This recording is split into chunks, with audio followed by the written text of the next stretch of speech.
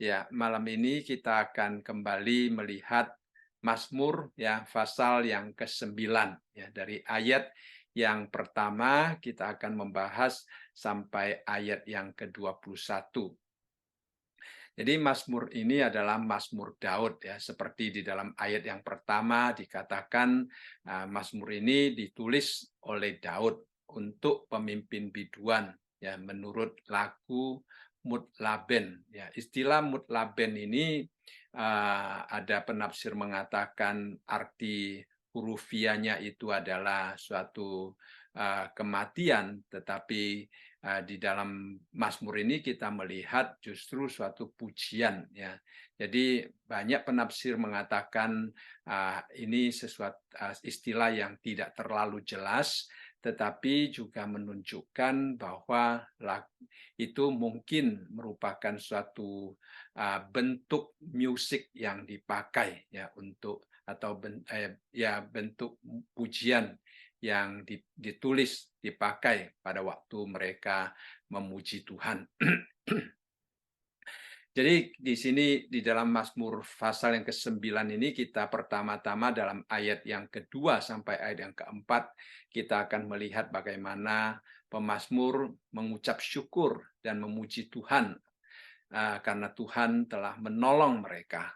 Kemudian di dalam ayat yang kelima sampai ayat yang ke-11 kita juga melihat pemazmur memuji keadilan Tuhan, ya, memuji Tuhan sebagai hakim yang adil.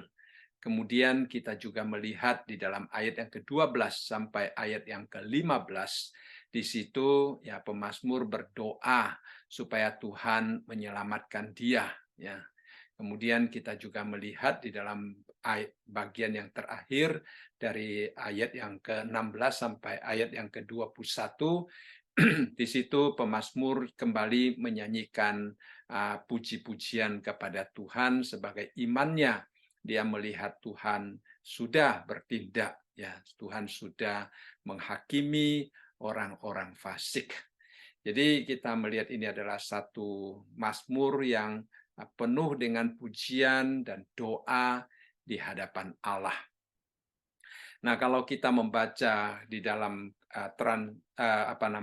terjemahan yang disebut sebagai Septuaginta, ya kita tahu istilah Septuaginta adalah satu terjemahan dari 70 ya.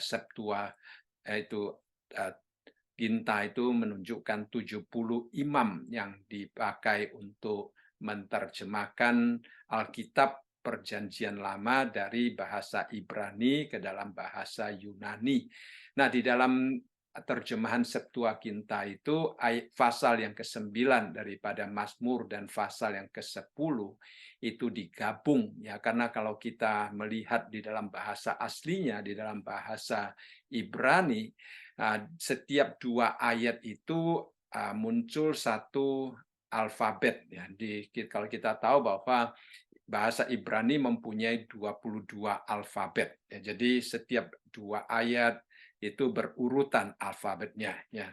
Jadi di dalam Mazmur banyak yang ditulis sedemikian rupa. Kalau kita membaca Mazmur 119 itu juga setiap 8 ayat itu satu alfabet kalau kita baca di dalam bahasa aslinya itu, sehingga Mazmur pasal yang ke-119 itu ada 22 stansa ya, daripada 22 alfabet di dalam bahasa Ibrani.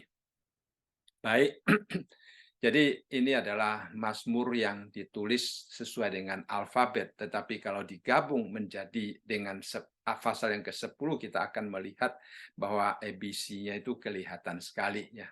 Alfabetnya bahasa Ibrani itu kelihatan sekali. Kita melihat di dalam ayat yang kedua, pemazmur memulai dengan berkata, "Aku mau bersyukur kepada Tuhan dengan segenap hatiku. Aku mau menceritakan segala perbuatanmu yang ajaib." Jadi kalau kita membaca ayat yang kedua dan ayat yang ketiga di dalam bahasa aslinya, di dalam bahasa Indonesia diterjemahkan hanya tiga kali aku mau bersyukur ya. Di dalam ayat yang kedua ada dua, kali aku mau, dan kemudian di dalam ayat yang ketiga ada 1 kali. Sebenarnya di sebelum bermazmur bagi namamu juga ada istilah aku mau di dalam bahasa aslinya. Jadi dari ayat yang kedua sampai ayat yang ketiga kita melihat ada 4 kali pemazmur menunjukkan kemauannya, ya, kerinduannya, kerinduan yang ada di dalam hatinya, ya, untuk memuji Tuhan, untuk bersyukur kepada Tuhan, untuk menceritakan segala perbuatan Tuhan. Pada waktu dia mengalami akan karya Tuhan, mengalami akan cinta kasih Tuhan, mengalami pertolongan Tuhan, karya Tuhan yang ajaib, ada dorongan di dalam hatinya, ya, seperti Yeremia mengatakan, seperti sesuatu dorongan, ya, ada api yang membakar, ya, yang membuat dia mau tidak mau menyatakan ucapan syukurnya, karena itu adalah dorongan yang sangat kuat yang ada di dalam hatinya, ya, yang mengatakan aku mau bersyukur. Lalu kemudian dia menunjukkan juga dengan sikap yang bagaimana dia mengucap syukur. Dia mengatakan dia bersyukur kepada Tuhan dengan segenap hati. Ya, jadi kita bersyukur kepada Tuhan itu merupakan sesuatu yang dikehendaki Tuhan dan juga sesuatu yang menyenangkan hati Tuhan. Ya, kalau kita tidak bersyukur kepada Tuhan, justru kita akan mengecewakan Tuhan. Tapi kalau kita dapat datang kepada Tuhan dengan hati yang penuh ucapan syukur, itu adalah sesuatu yang menyenangkan hati Tuhan. Lalu pemazmur seperti saya katakan tadi, dia mengucap syukur dengan sepenuh hati. Jadi menunjukkan seantero daripada eksistensinya dia bawakan ke hadapan Tuhan. Ya, jadi dia tidak hanya mengucap syukur di kata-kata saja atau di dalam pikiran saja, tetapi sesuatu yang dia nyatakan dengan hatinya. Seorang menulis demikian, rasa syukur yang disampaikan dengan segenap hati itu merupakan ungkapan yang penuh cinta kasih dan tulus di hadapan Allah. Ya, itu sesuatu yang tidak terbatas pada kata-kata yang diungkapkan secara lisan, tetapi merupakan ekspresi mencakup keinginan, kehendak, ya, emosinya. Jadi semua keberadaannya itu dibawa ke hadirat Tuhan untuk mensyukuri. Nah, apa yang dia syukurkan di hadapan Tuhan di dalam ayat yang kedua bagian B ini dikatakan segala perbuatan Tuhan yang ajaib.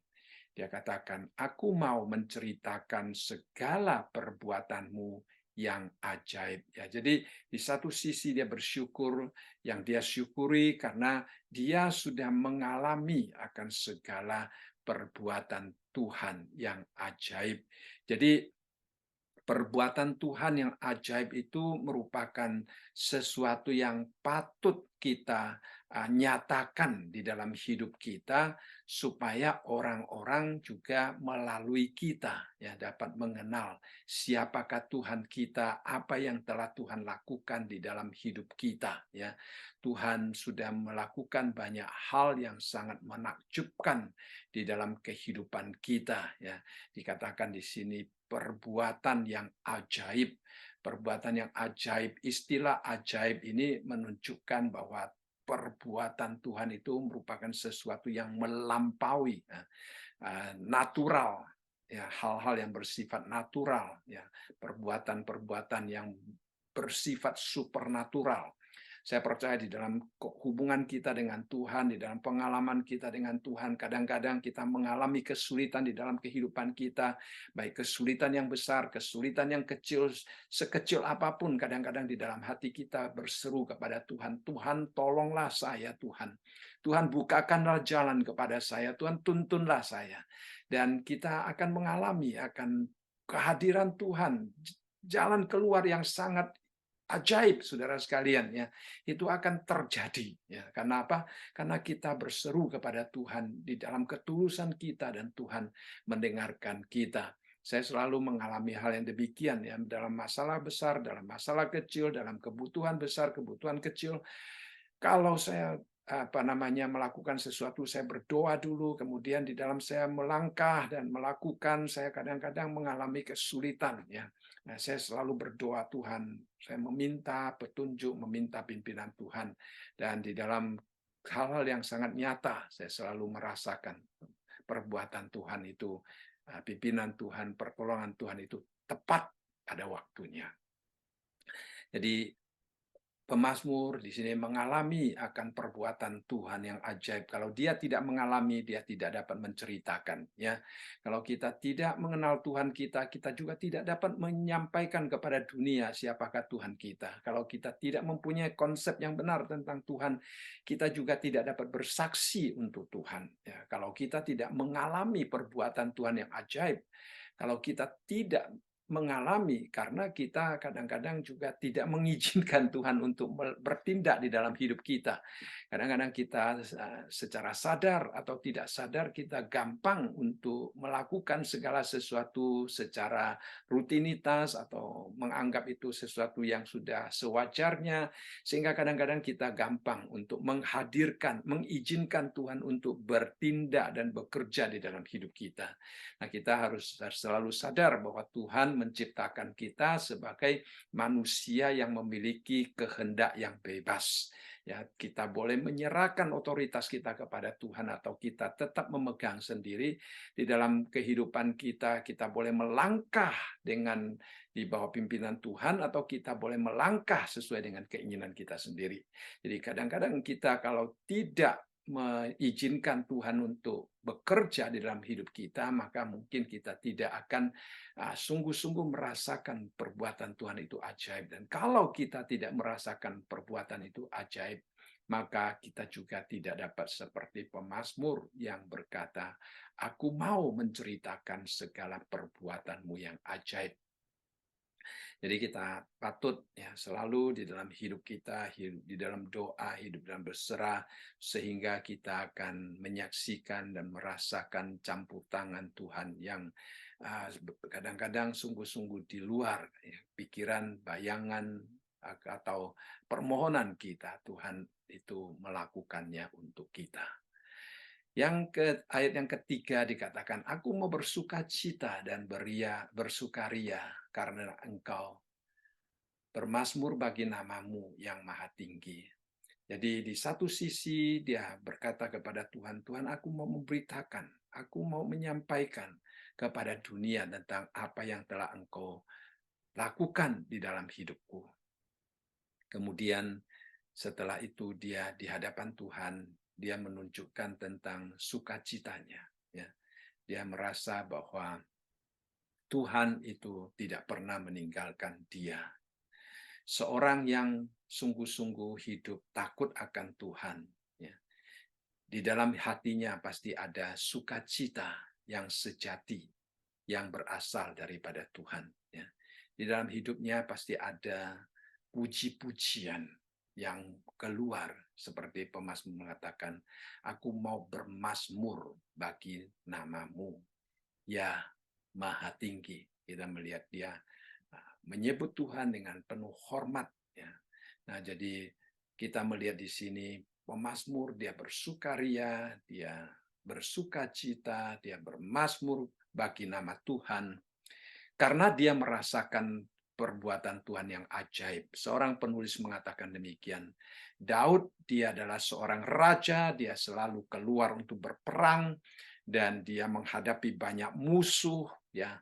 Tetapi dia selalu bersandar kepada Tuhan untuk mengalahkan musuh. Sehingga setiap kali Daud mengalahkan musuh, dia tidak mengambil sedikit pun kemuliaan untuk dirinya sendiri, atau untuk orang-orang yang bersama dengan dia, ataupun untuk senjata yang dia pakai, atau untuk kekuasaan yang dia miliki. Ya. Dia tidak pernah mengambil sedikit pun kemuliaan itu, karena dia kembalikan semua kemuliaan hanya kepada Tuhan saja. Nah, itulah sebabnya di dalam hatinya dia memiliki rasa sukacita yang sepenuhnya. Dia sungguh-sungguh merasakan bahwa Tuhan bekerja di di dalam hidupnya. Ya.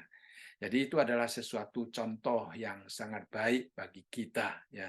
Tidak mengandalkan diri sehingga akhirnya kita merasa kitalah yang telah berhasil. Ya.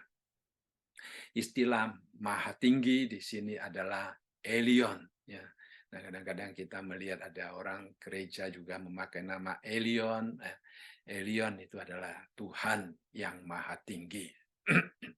Kemudian di dalam ayat yang keempat dan kelima, Tuhan dia bersyukur, menunjukkan tentang alasan mengapa dia bersyukur, karena Tuhan sudah menghancurkan musuh-musuhnya. Ya, jadi kita melihat Tuhan secara aktif, ya, bertindak di dalam kehidupan, baik secara pribadi ataupun di dalam kedudukannya sebagai raja, di dalam kehidupan bernegara. Tuhan menjaga, Tuhan bertindak, Tuhan memihak kepada Daud dan rakyatnya, karena Daud sungguh-sungguh hidup takut dan bertakwa di hadapan Tuhan. Jadi itu merupakan satu berkat yang Daud terima daripada Tuhan karena dia hidup takut akan Tuhan, ya. Jadi di dalam ayat yang keempat dikatakan, sebab musuhku mundur, tersandung jatuh dan binasa di hadapanmu. Jadi kita tahu Daud dia memimpin banyak peperangan, ya. Dia mengalahkan banyak musuh, ya. Tetapi dia tidak pernah menganggap bahwa musuh itu mundur, tersandung, dan jatuh, dan binasa itu karena dia. Walaupun secara fisik orang-orang dapat melihat bahwa yang memimpin mereka adalah Daud, yang berperang bagi mereka adalah Daud. Jadi rakyatnya mungkin bisa menyanjung Daud, menganggap Daud sebagai pahlawan yang luar biasa di dalam melindungi rakyatnya, di dalam memelihara negara yang Tuhan percayakan kepadanya. Nah, secara manusia hanya melihat Daud sedang berperang di situ. Tetapi setelah berperang, setelah mundur musuh-musuhnya, setelah mengalahkan musuhnya, Daud berkata, mereka kalah bukan di hadapan aku, tetapi mereka kalah di hadapan Tuhan. Jadi itu adalah sesuatu rahasia kunci mengapa Tuhan begitu senang terhadap Daud, mengapa Tuhan begitu memberkati Daud. Karena Daud tidak mempunyai sedikit pun keinginan untuk mengambil kemuliaan Tuhan. Dia tidak berani berkata, musuh itu binasa di hadapanku. Ya, tidak. Tetapi dia katakan di hadapan Tuhan. Karena dia tahu kalau bukan Tuhan yang menolong dia, dia tidak mungkin mendapatkan kemenangan tersebut. Jadi ini adalah satu hal yang sangat indah, contoh dan teladan yang sangat baik bagi kita. Di dalam kehidupan kita, di dalam pelayanan kita, ya, kalau ada keberhasilan di dalam hidup kita, kita kembalikan kepada Tuhan. Ya, kita kembalikan ke Golgota, karena Kristus yang telah mati bagi kita, yang telah membentuk kita, yang telah menyelamatkan kita, yang telah mengubah kita, yang telah melengkapi kita, yang telah memberikan kekuatan kepada kita, yang telah melayakkan kita sehingga kita dapat melayani Dia. Sehingga kalau ada kesuksesan di dalam pelayanan, kita tidak berani berkata di hadapanku, tetapi di hadapan Tuhan. Ya, Tuhan yang sebenarnya memakai kita. Itu penting. Ya, itu lebih jelas lagi di dalam ayat yang kelima, dia katakan, sebab engkau membela hak perkaraku dan hakku. Sebagai hakim yang adil, engkau duduk di atas takhta. Kita melihat di sini pemazmur yaitu Daud, dia sangat jelas. Ya. Dia dapat menang, musuh dapat kalah. Ya, di hadapannya, karena apa? Karena Tuhan yang membela perkaranya. Karena Tuhan yang membela haknya. Jadi dia tidak berusaha untuk merebut. Dia tidak berusaha untuk berperang dengan kekuatan sendiri. Dia hanya serahkan kepada Tuhan. Dan perhatikan dia katakan di sini bahwa Tuhan sebagai hakim yang adil duduk di atas taktanya. Dia tahu Tuhan ada di situ. Dia tahu Tuhan sedang bekerja. Walaupun secara fisik dia tidak melihat Tuhan itu ada di medan perang. Nah, di dalam kehidupan kita sehari-hari juga demikian. Ya. Kita tidak melihat Tuhan berjalan bersama dengan kita karena Tuhan adalah roh. Dia tidak kelihatan. Tetapi kita harus sadar bahwa langkah-langkah hidup kita dituntun oleh Tuhan. Ya. Pada waktu kita berdoa menyerahkan akan apa yang akan kita lakukan, kemudian kita mengalami kelancaran di dalam perjalanan hidup kita. Kita mengalami berkat yang luar biasa yang Tuhan berikan kepada kita. Ya, kita harus selalu sadar bahwa Tuhan duduk di sana sedang menuntun kita. Tuhan duduk di sana sedang memperhatikan kita, dan pada waktu kita membutuhkan Dia, di situ Dia hadir dengan sangat nyata. Ya, itu adalah sesuatu penghiburan yang sangat luar biasa bagi kita. Dan di dalam ayat yang ke-6 dan ke-7, dua ayat itu menunjukkan juga tentang rahasia mengapa Daud begitu memuji Tuhan. Karena Tuhan menunjukkan ya, hukumannya ya, terhadap orang-orang fasik. Dan kalau kita perhatikan ayat-ayat tersebut, ya Daud juga mempunyai suatu konsep akhir zaman, konsep eskatologi tentang kemenangan yang terakhir daripada Tuhan. Ya, jadi saat ini mungkin ya, ayat-ayat yang disebutkan masih belum sungguh-sungguh dialami, tetapi Daud di dalam imannya dia sudah melihat bahwa Tuhan sudah bekerja, Tuhan sedang mempersiapkan. Ya, itu adalah satu unsur iman yang sangat penting. Ya, seperti yang dikatakan di dalam ayat yang ke-6. Engkau telah menghardik bangsa-bangsa, telah membinasakan orang-orang fasik. Nama mereka telah kau hapus untuk seterusnya dan selama-lamanya.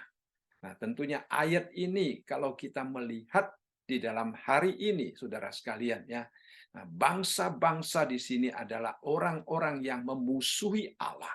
Orang-orang yang tidak mengenal Tuhan, orang-orang yang tidak mau percaya kepada Tuhan, ya.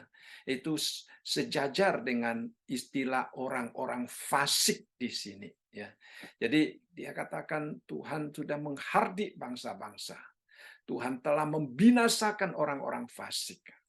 Bahkan dikatakan nama mereka telah kau hapus untuk seterusnya dan selama-lamanya. Tapi hari ini kita melihat orang fasik masih banyak. Orang-orang yang menentang Tuhan. Bukan hanya banyak, semakin banyak. Ya. Semakin parah. Semakin mereka tidak percaya kepada Tuhan. Mereka semakin terang-terangan melakukan sesuatu yang Tuhan tidak kehendaki. Tuhan tidak setujui. Nah, mereka hidup di dalam suatu kehidupan yang menentang akan Tuhan kita. Jadi kelihatannya mereka belum dibinasakan, nama mereka belum dihapus. Ya. Tetapi Daud di dalam visinya, di dalam imannya, dia sudah mempunyai satu nubuatan, suatu konsep pandangan jauh ke depan, seperti yang kita bahas di dalam Wahyu. Nah, saat itulah semua orang jahat akan dihapus di atas bumi ini, dilemparkan ke dalam lautan api. Ya. Nama mereka akan dihapus untuk seterusnya dan selamanya, karena mereka akan berada di dalam hukuman Tuhan untuk selama-lamanya. Nah, itu adalah sesuatu yang masih belum terjadi. Tetapi di sini pemazmur menggunakan istilah telah. Ya, saudara sekalian, 3 kali kita melihat dia menggunakan istilah telah. Di dalam imannya dia percaya Tuhan sudah pemenang. Ya. Setiap pengikut Tuhan adalah pemenang. Walaupun musuh-musuh itu akan menunggu saatnya di mana Tuhan akan membereskan segala kejahatan, ya, termasuk nabi palsu, termasuk iblis, ya, semua akan dihukum oleh Tuhan. Jadi Mazmur ini adalah Mazmur yang juga merupakan suatu nubuatan tentang eskatologi, sesuatu yang akan Tuhan lakukan di akhir zaman nanti. Kemudian di dalam ayat yang ketujuh dikatakan, musuh telah habis binasa, menjadi timbunan puing senantiasa. Kota-kota telah kau runtuhkan, lenyaplah ingatan kepadanya. Nah, ini yang juga kita bahas dan kita pelajari pada waktu kita mempelajari kitab Wahyu, ya. Kita melihat bagaimana Tuhan melenyapkan segala musuh Tuhan. Ya, mereka akan dikatakan binasa, ya, habis binasa. Mereka akan menjadi timbunan puing senantiasa. Artinya sudah tidak berfungsi lagi, tidak mempunyai kekuatan. Kalau hari ini seolah-olah musuh-musuh Allah masih mempunyai kekuatan, ya, tetapi satu hari, ya, mereka akan binasa. Tapi di lain sisi, di dalam sejarah juga menunjukkan kepada kita bahwa orang-orang bangsa-bangsa yang pernah memusuhi Allah, ya, mereka pada akhirnya juga dilenyapkan oleh Tuhan. Kita melihat, ya, di zaman dahulu ada bangsa Mesir, Filistin, Aram, Edom, Moab, ya, kekaisaran Assyria, kekaisaran Neo-Babilonia, ya, Persia, Yunani, Romawi. Kita melihat bangsa-bangsa yang begitu megah, begitu agung. Mereka pernah menindas umat Israel, umat Tuhan. Mereka pernah mengandalkan dewa mereka, mengandalkan penyembahan-penyembahan mereka kepada ilah-ilah untuk menentang Tuhan. Nah, hari ini kita melihat di manakah mereka, ya, tetapi umat Israel, mereka tetap hidup di hadapan Tuhan, diberkati oleh Tuhan. Itulah sebabnya kita melihat di sini kita bisa bersandar kepada Tuhan, ya. Karena Tuhan kita adalah Tuhan yang akan membela kita, Tuhan akan memelihara hidup kita. Kita tidak perlu takut akan musuh kita, ya. Kita juga tidak perlu mencari jalan untuk melawan musuh kita. Kita serahkan kepada Tuhan seperti yang juga kita bahas di dalam Roma pasal yang ke-12 ayat yang ke-19. Paulus mengatakan, saudara-saudaraku yang kekasih, janganlah kamu sendiri menuntut pembalasan, tetapi berikanlah tempat kepada murka Allah, sebab ada tertulis, pembalasan itu adalah hakku, akulah yang akan menuntut pembalasan, firman Tuhan. Jadi kita serahkan semuanya kepada Tuhan. Dia sendiri yang akan bertindak nanti, ya. Dan kita akan menyaksikan bagaimana Tuhan bertindak melampaui apa yang dapat kita lakukan. Sungguh luar biasa, menakutkan saudara sekalian. Ya, sangat menakutkan tindakan Tuhan itu. Ya, tidak tanggung-tanggung Tuhan menghakimi seseorang. Nah, kita sebagai umat Tuhan, kita juga selalu mengintrospeksi diri kita, ya.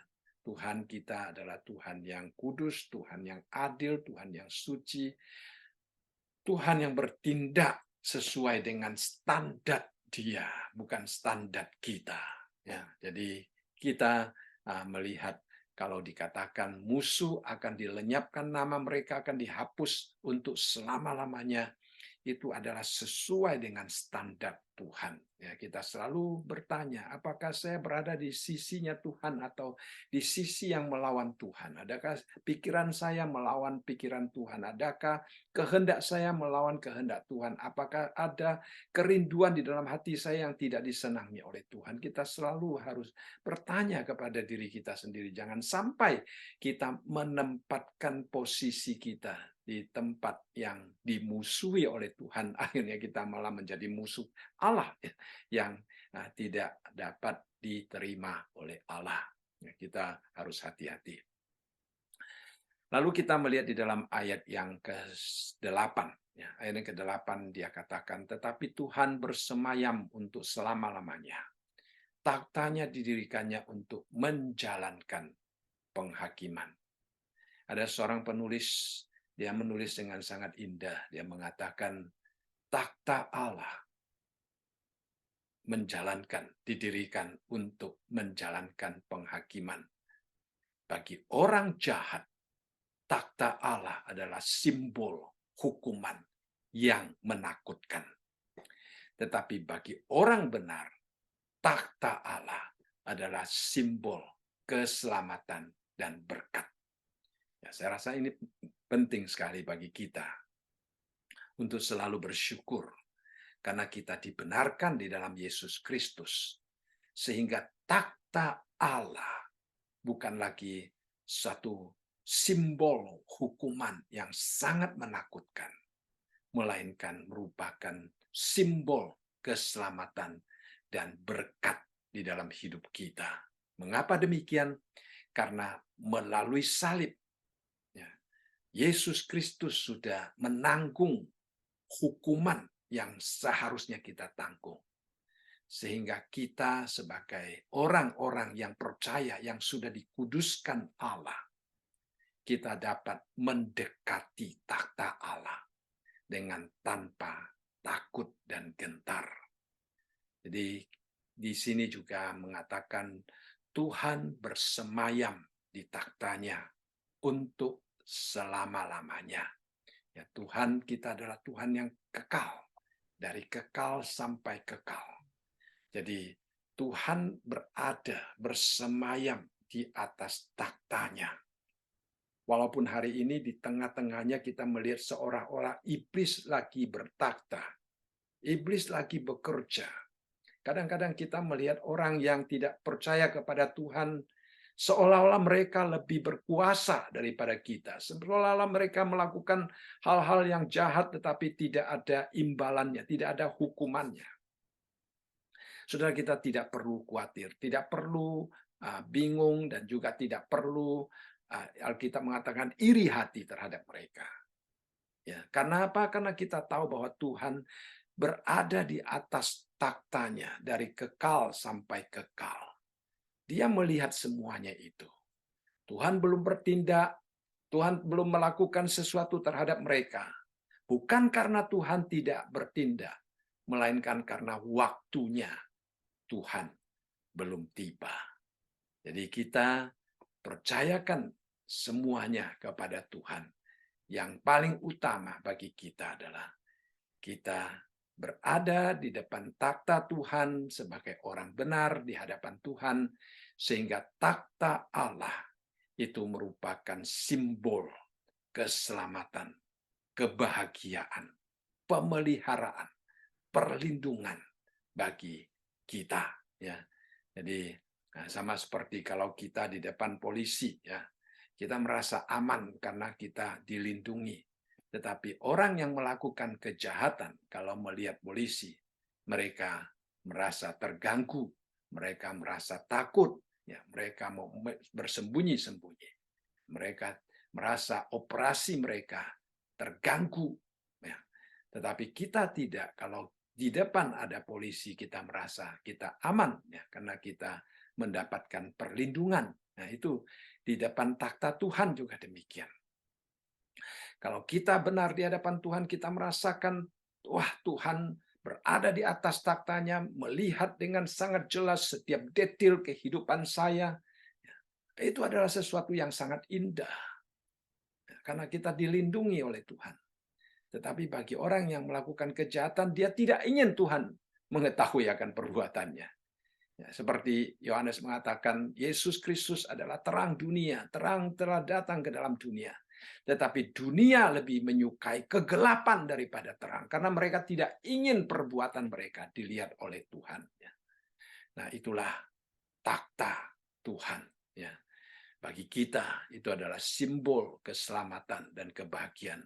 Bagi orang-orang yang melakukan kejahatan, itu adalah simbol penghakiman dan hukuman yang sangat menakutkan. Lalu kemudian kita melihat di dalam ayat yang ke-9, dikatakan dialah yang menghakimi dunia dengan keadilan dan mengadili bangsa-bangsa dengan kebenaran. Jadi di sini sekali lagi kita melihat bahwa Tuhan kita adalah Tuhan hak yang adalah hakim atas dunia ini.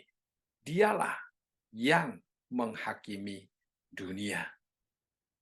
Hari ini dunia belum dihakimi, ya sekali lagi kita jangan khawatir. Karena kita tahu bahwa Tuhan itu adalah hakim dunia. Nah, hakim akan mengetahui segala data. Hakim akan mengetahui segala detail. Hakim akan melihat dan menyelidiki siapa yang benar, siapa yang salah. Nah, memang hakim manusia kadang-kadang mempunyai keterbatasannya. Ya, mungkin dia bisa mengambil keputusan yang salah. Mungkin dia bisa juga dipermainkan oleh orang-orang lain. Nah, itu adalah keterbatasan kita sebagai manusia yang tidak sempurna. Tetapi Tuhan sebagai hakim dunia berbeda. Ya, jadi kita melihat di sini dua istilah yang membedakan antara hakim dunia dengan Allah sebagai hakim di sini. Yang pertama adalah keadilan. Ya, keadilan sulit ditemukan. Ya, keadilan yang sungguh-sungguh objektif dan murni itu kadang-kadang sulit ditemukan ya di dalam dunia ini. Yang kedua adalah dengan kebenaran. Nah, kebenaran ini memang hakim juga berbicara tentang kebenaran, tetapi kebenaran yang hakim dunia kumpulkan itu kebenaran yang mungkin disampaikan oleh saksi-saksi, disampaikan oleh manusia, dan kita tahu bahwa manusia seringkali mengumpulkan suatu data yang menguntungkan dirinya sendiri. Manusia selalu mengumpulkan data yang mendukung untuk membenarkan dirinya sendiri. Ya. Jadi hakim-hakim kadang-kadang juga mengumpulkan data yang hanya berpihak pada seseorang atau sepihak. Siapa yang lebih vokal, siapa yang lebih pintar berbicara, siapa yang lebih ahli di dalam menyusun kata-kata, menyusun data-data, mungkin seringkali itu yang memenangkan suatu penghakiman.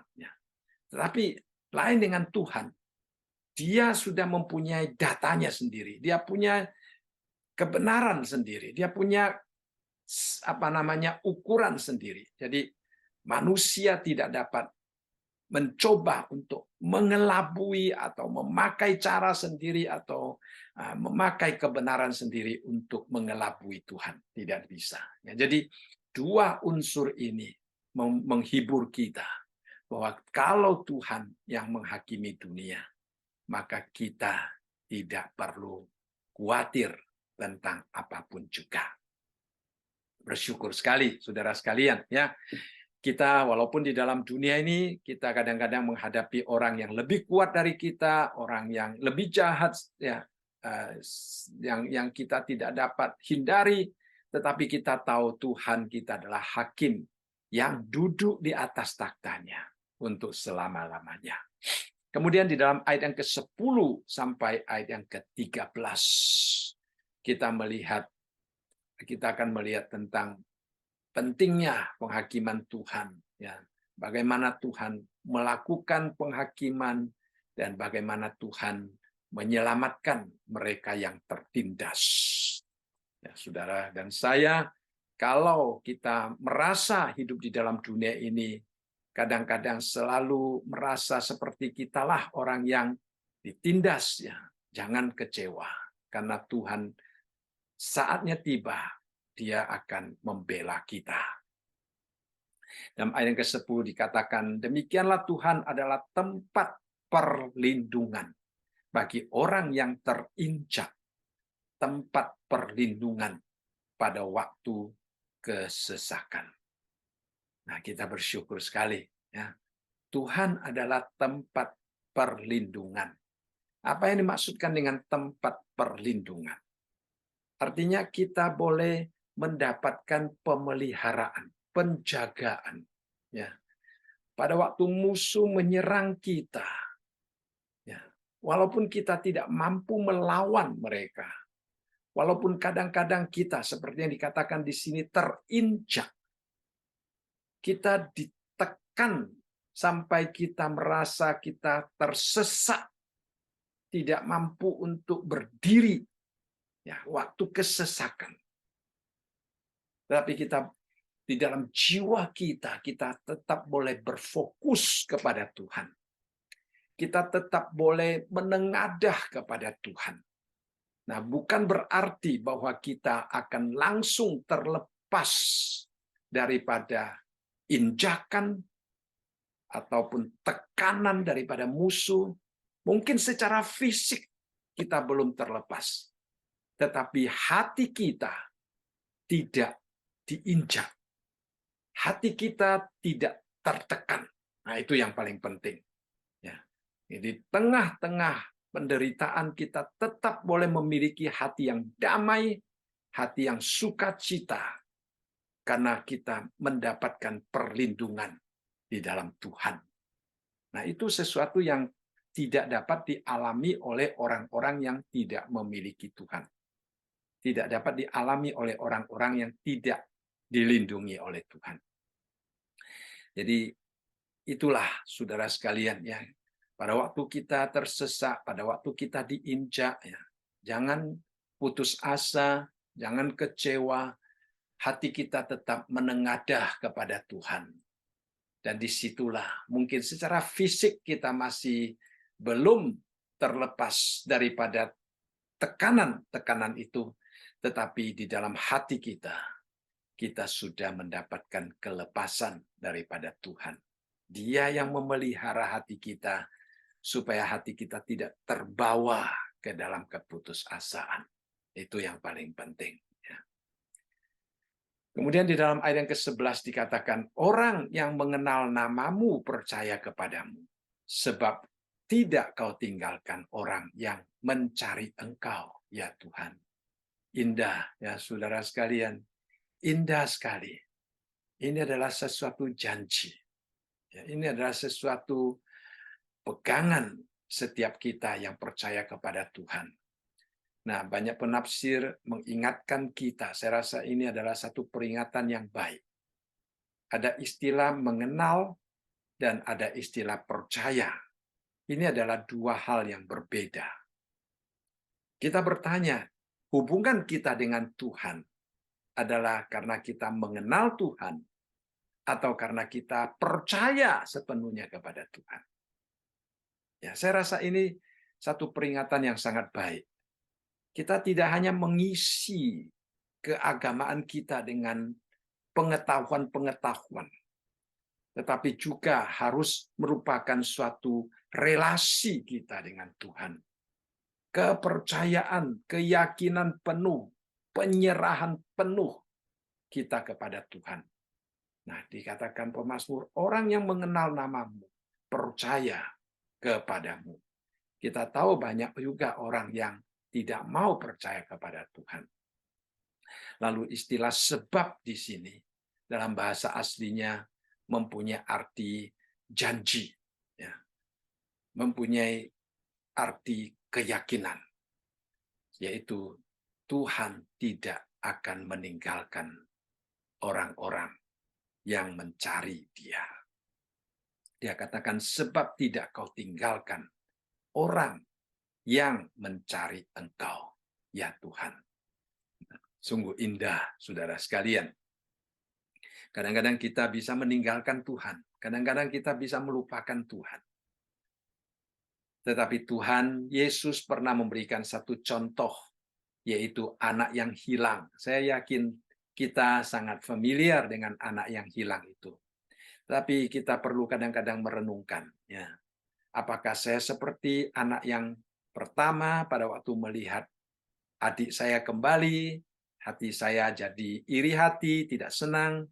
Apakah saya seperti yang adik, ya, meninggalkan papa, Tetapi sang papa tidak pernah meninggalkan anak-anaknya. Sang papa tetap menanti, tetap menanti. Itu adalah satu sikap yang Tuhan tunjukkan kepada kita melalui perumpamaan ini. Tuhan Yesus ingin memberitahukan kepada kita, Bapa kita yang di surga, Dia juga tidak pernah meninggalkan kita, walaupun kadang-kadang kita melupakan Dia. Lalu kemudian di dalam ayat yang ke-12, suatu seruan daripada pemazmur.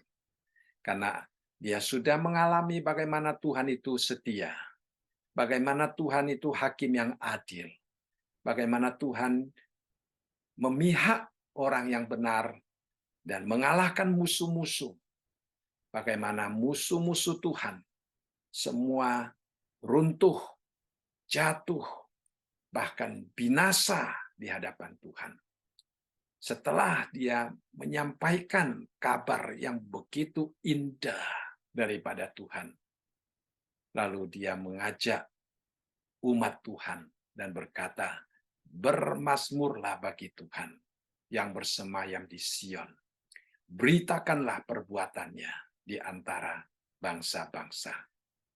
Jadi perhatikan pemazmur di sini pertama-tama di dalam ayat yang kedua dan ketiga dia mengatakan, aku mau. Nah, itu adalah pemazmur sendiri.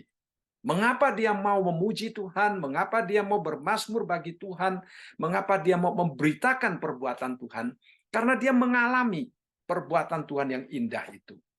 Kemudian dia men-sharingkan pengalaman-pengalaman bagaimana Tuhan telah bekerja di dalam hidupnya. Dan setelah dia men-sharingkan akan pengalaman yang indah itu, sekarang dia mengajak orang yang mendengarkan sharingnya untuk bersama-sama bermazmur bagi Tuhan yang bersemayam di Sion. Untuk memberitakan perbuatan Tuhan yang ajaib. Jadi Sion ini adalah lambang taktanya Tuhan. Ya, kita tahu sejak Daud memindahkan tabut perjanjian ke Sion, gunung itu menjadi gunung kudus Tuhan, gunung tempat Tuhan diam. Ya, jadi kita juga pada hari ini kita datang ke hadapan Tuhan, ya kita menyembah kepada Tuhan. Jadi Tuhan juga bertakhta di situ untuk menerima penyembahan dan ibadah kita. Dan biarlah kita pada hari ini juga memberitakan perbuatan Tuhan di antara bangsa-bangsa.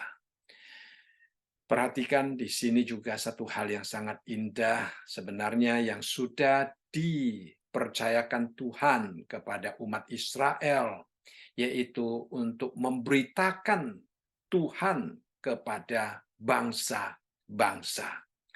Tetapi sangat disayangkan umat Israel mempunyai konsepsi yang salah. Dia menganggap orang-orang bukan Israel itu adalah orang-orang kafir. Orang kafir adalah orang yang tidak layak menyembah Tuhan. Sehingga mereka menganggap orang-orang bukan Israel tidak boleh menyembah Tuhan. Padahal ya, Tuhan berulang kali berkata bahwa kebenaran Allah, perbuatan Allah yang ajaib, keselamatan yang datangnya dari Tuhan tidak boleh berhenti di Israel, umat pilihan Tuhan, tetapi harus diberitakan di antara bangsa-bangsa. Tapi orang Israel gagal melakukannya. Itulah sebabnya pada waktu kita membahas Roma, Paulus mengatakan, pokok zaitun, ranting yang tidak berbuah dipotong, saudara dan saya dicangkokkan, supaya kita yang meneruskan misi yang Tuhan percayakan kepada umat Israel. Jangan sampai kita melalaikan tugas ini. Lalu di dalam ayat yang ke-13 menunjukkan sekali lagi tentang alasan mengapa Daud menghimbau umat Israel ataupun umat Tuhan untuk memuji Tuhan. untuk memberitakan perbuatan Tuhan yang ajaib. Nah, di sini dimulai dengan istilah sebab yang menunjukkan alasan mengapa kita memberitakan. Dikatakan sebab Dia yang membalas penumpahan darah. Ingat kepada orang yang tertindas. Teriak mereka tidaklah dilupakan. Jadi banyak orang Kristen mereka dibunuh, mati syahid, ya. Tapi Tuhan tidak pernah melupakan mereka. Ya, puji Tuhan. Ya. Jadi kita melihat Tuhan kita, Tuhan yang sangat baik.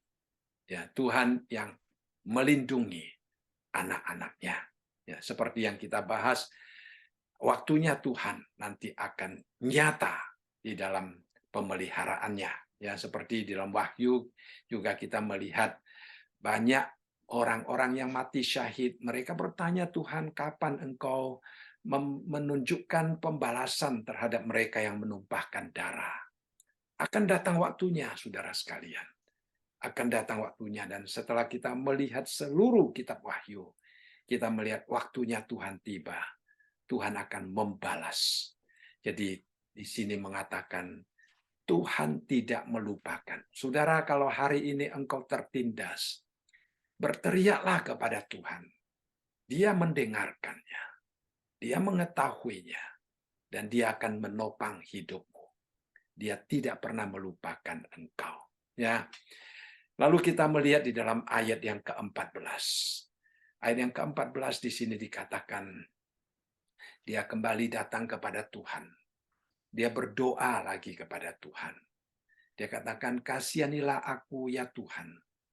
Lihatlah sengsaraku disebabkan oleh orang-orang yang membenci aku. Ya Engkau yang mengangkat aku dari pintu gerbang maut.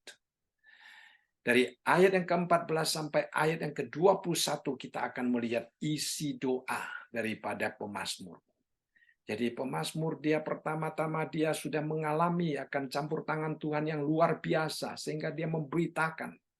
Kemudian dia mengajak orang bersama-sama memuji Tuhan. Tetapi dia masih di dalam kedudukannya sebagai raja memimpin umat Israel, dia masih menghadapi banyak musuh. Musuh masih belum meninggalkan dia. Tetapi dia tidak takut terhadap musuh. Karena dia boleh datang ke hadapan Tuhan. Dia boleh hidup berserah kepada Tuhan. Dia boleh mendapatkan perlindungan daripada Tuhan. Ya, itu adalah sesuatu yang sangat indah.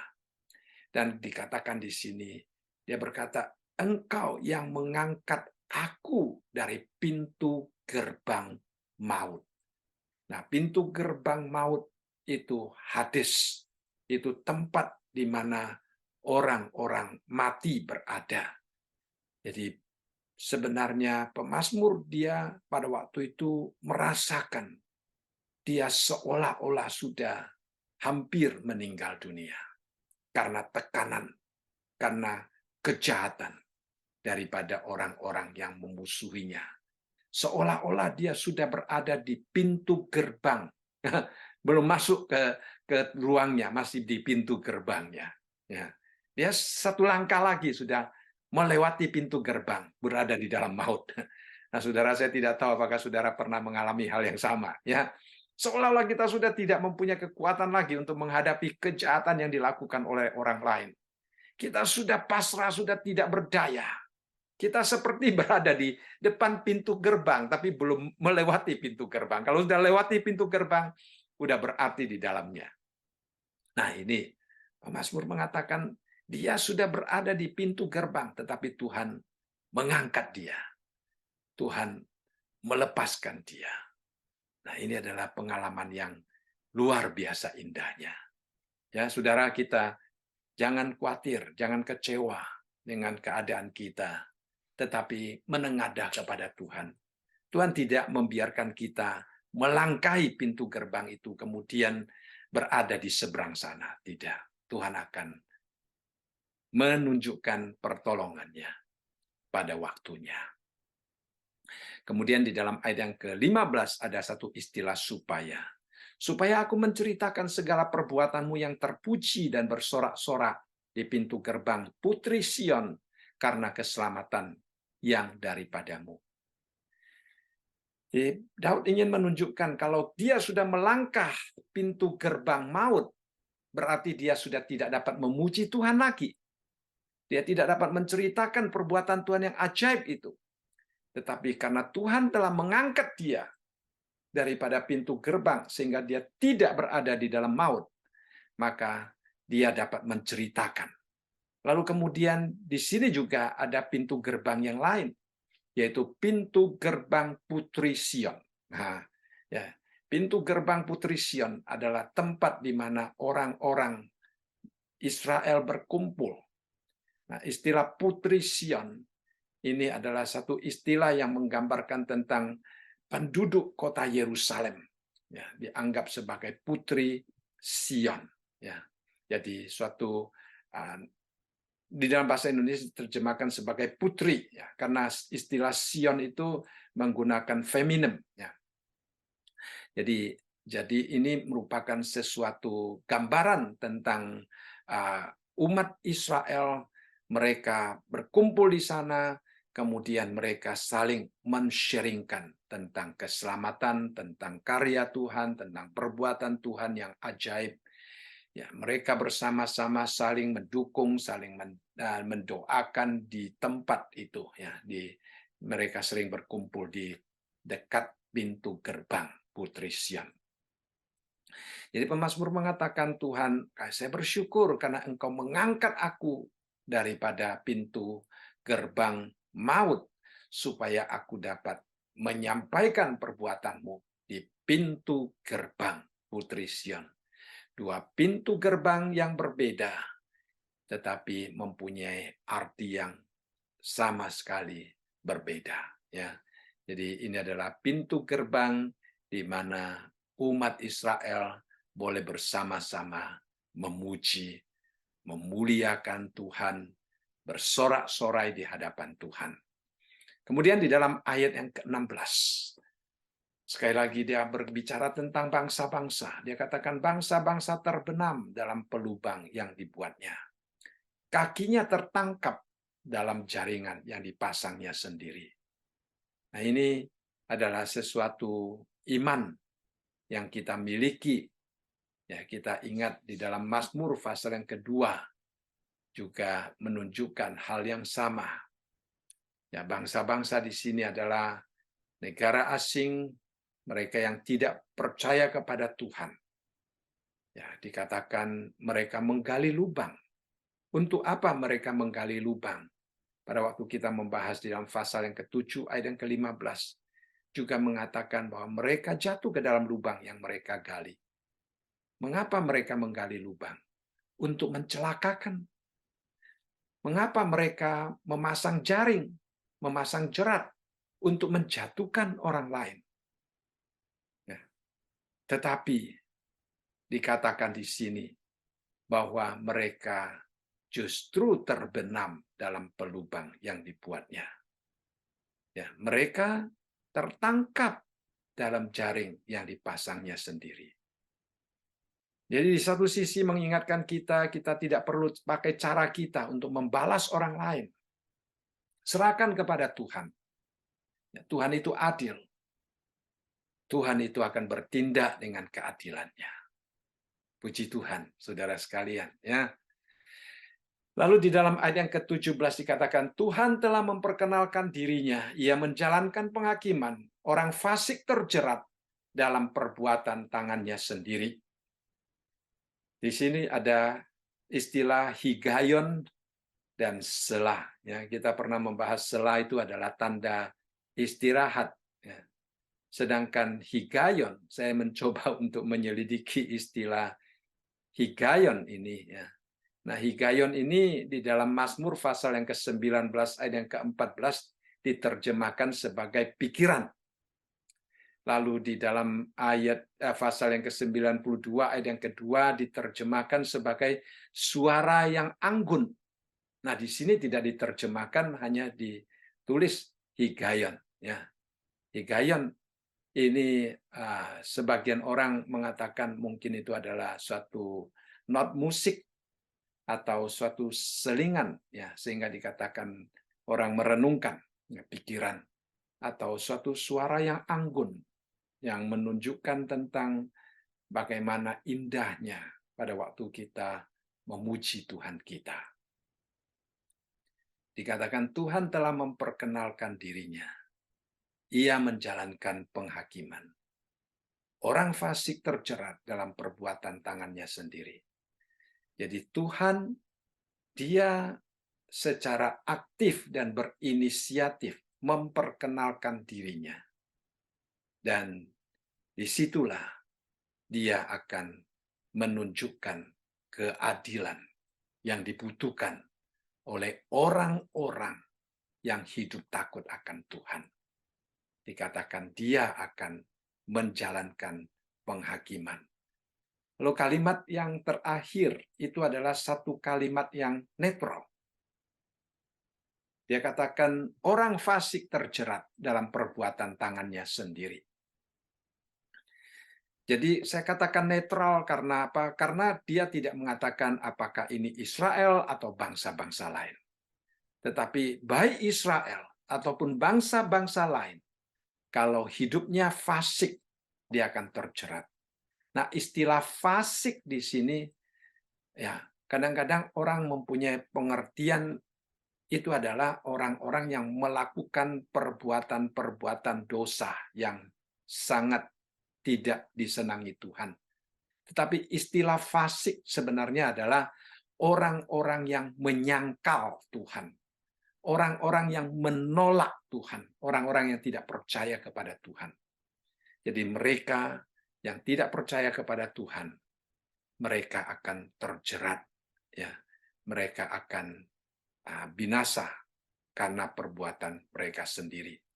Di dalam ayat yang ke-18 diulangi lagi dikatakan, orang-orang fasik akan kembali ke dunia orang mati. Ya, segala bangsa yang melupakan Allah. Ya, jadi orang fasik itu adalah kalimat kedua itu menjelaskan siapakah orang fasik, yaitu segala bangsa yang melupakan Allah. Itu adalah istilah fasik artinya. Jadi kita melihat di sini orang-orang fasik akan kembali ke dunia orang mati. Artinya dia memang dari sana, ya sekarang kembali ke sana, saudara sekalian. Memang kita tahu sejak Adam dan Hawa jatuh di dalam dosa, manusia sudah kehilangan kemuliaan Allah. Manusia harus binasa karena upah dosa adalah maut. Jadi kembali ke sana itu sebenarnya adalah, itu memang seharusnya tempat bagi orang-orang yang tidak mengenal Allah. Tetapi kita tidak ke sana karena kita sudah dimenangkan Tuhan. Ya. Nah, di sini dikatakan dunia orang mati. Daud tadi dia katakan dia masih di pintu gerbang, tetapi Tuhan mengangkat dia sehingga dia tidak masuk ke dalam dunia orang mati. Ya, kita juga demikian, kita juga berjalan sudah mendekati pintu gerbang maut karena kita adalah orang berdosa, tapi Tuhan menyelamatkan kita, membebaskan kita sehingga kita tidak masuk ke dalam dunia orang mati. Ya, mungkin kita kadang-kadang masih baru berjalan di dekat pintu gerbang maut, ya, belum memasukinya. Puji Tuhan, ya, Tuhan melindungi kita. Kemudian di dalam ayat yang ke-19 dikatakan, sebab bukan untuk seterusnya orang miskin dilupakan, bukan untuk selamanya hilang harapan orang sengsara. Istilah miskin di sini bukan orang yang tidak mempunyai uang atau secara ekonomi, secara finansial berkekurangan, bukan. Istilah miskin di sini sebenarnya adalah orang yang menderita, ditekan, ya. Orang yang miskin secara rohani. Tuhan tidak melupakan mereka. Dan juga dikatakan miskin sebenarnya sejajar dengan istilah sengsara di dalam kalimat yang kedua. Jadi Tuhan tidak melupakan orang yang menderita, Dan itulah sebabnya orang yang menderita tidak akan kehilangan harapan. Saya beberapa hari yang lalu mendengarkan khotbah seorang pendeta. Dia berkata, suatu hari ada seorang temannya dari state yang lain menelpon dia sambil menangis katanya. Lalu kemudian orang yang menelpon dia memberitahukan kepada dia bahwa dulu ada satu masa dia hidup bermabuk-mabukan. Sehingga istrinya hidup di dalam kesusahan. Akhirnya dia bertobat dan dia berhenti minum, ya, tetapi hanya bertahan 1 tahun katanya. Kemudian minum lagi, pulang malam. Kalau sudah pulang malam mabuk-mabukan, yang menderita adalah orang-orang di rumah. Lalu kemudian satu malam dia katakan ya malam waktu dia telepon, sudah tengah malam. Dia pulang, dia melihat di atas mejanya ada tulisan 2 kata, no more. No more katanya. Itu tulisan istrinya. Dia cari istrinya, tidak ketemu. Akhirnya menemukan istrinya bunuh diri di dalam mobil pribadinya, di garasinya. Nah itulah saudara sekalian, kehilangan harapan di dalam hidupnya. Tetapi kalau kita percaya kepada Tuhan, kita tahu Tuhan akan membuka jalan, kita tidak akan kehilangan harapan. Ayat yang ke-20 dikatakan, bangkitlah Tuhan, janganlah manusia merajalela, biarlah bangsa-bangsa dihakimi di hadapanmu. Ya, pemazmur, dia terus-menerus berdoa. Ya, seperti kita, saudara sekalian. Kadang-kadang kita merasakan orang jahat itu sepertinya menang, saudara. Merajalela. Ya, begitu menakutkan. Ya, kita kadang-kadang juga seperti pemazmur meminta Tuhan. Tapi kita juga harus selalu ingat, Tuhan punya waktunya. Bukan sesuai dengan waktu kita. Ya, nah, pemazmur walaupun dia berdoa demikian, di dalam hatinya tetap dia memuji Tuhan. Karena dia sudah mengalami, berulang-ulang kali mengalami pertolongan Tuhan. Lalu dia mengalami tekanan lagi, dia datang kepada Tuhan, berdoa kepada Tuhan.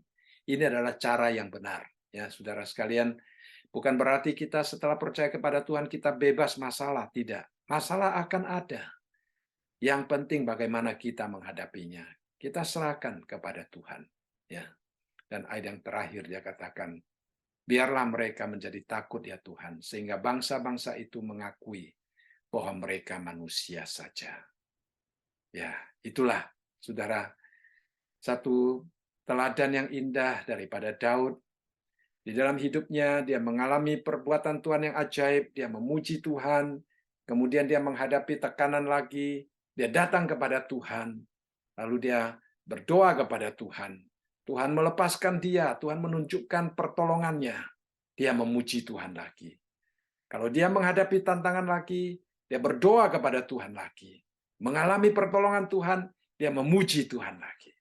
Nah itulah proses hidup kita, sehingga kita akan semakin dewasa, semakin bersandar kepada Tuhan, semakin tidak gampang dikalahkan oleh musuh. Karena kita adalah pemenang, bahkan lebih daripada pemenang, karena kita bersandar kepada Tuhan. Baik, saya merasa malam ini kita belajar sampai di sini. Ya, mari kita berdoa.